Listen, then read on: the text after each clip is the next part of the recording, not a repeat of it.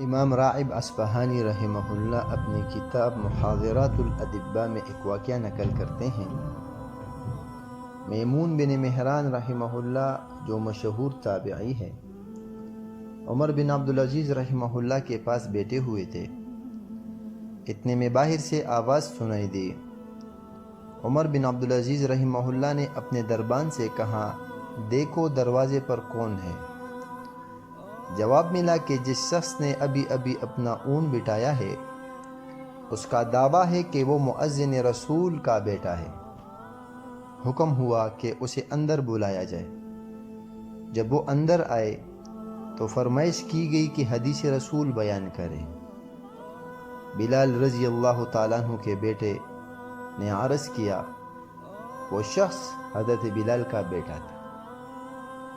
مجھ سے میرے والد گرامی نے بیان کیا، یعنی بلال رضی اللہ تعالیٰ عنہ نے بیان کیا کہ انہوں نے رسول اللہ صلی اللہ علیہ وآلہ وسلم کو فرماتے ہوئے سنا ہے، من ولی من امور الناس شیئا، جو شخص لوگوں کے کسی معاملے کا نگران ہو، فاحتجب، اور وہ خود کو ان سے چھپا لے، حجبہ اللہ یوم القیامہ، تو اللہ تعالیٰ روز قیامت اس سے پردے میں ہو جائیں گے، یعنی ایسے شخص کو دیدار الہی نصیب نہ ہوگا۔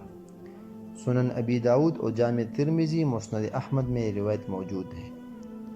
عمر بن عبدالعزیز نے اسی وقت اپنے دربان سے کہا، آج سے ہمیں تمہاری ضرورت نہیں ہے، اپنے گھر چلے جاؤ۔ اس کے بعد ان کے دروازے پر کوئی دربان نہیں دیکھا گیا۔ دراصل حاکم کے دربان مقرر کر لینے سے بڑھ کر مملکت کو تباہ کرنے والی اور رعایا کو ہلاک کرنے والی کوئی دوسری شے نہیں ہوتی۔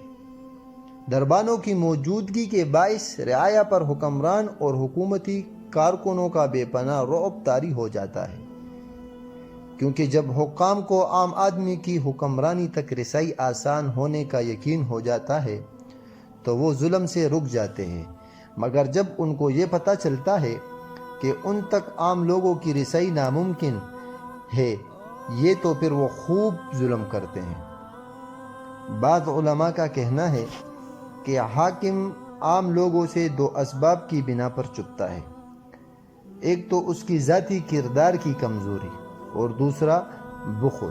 تو یہ تھے ہمارے اسلاف جو اللہ کے رسول کی احادیث کو سنتے ہی اس پر عمل کرنے لگتے۔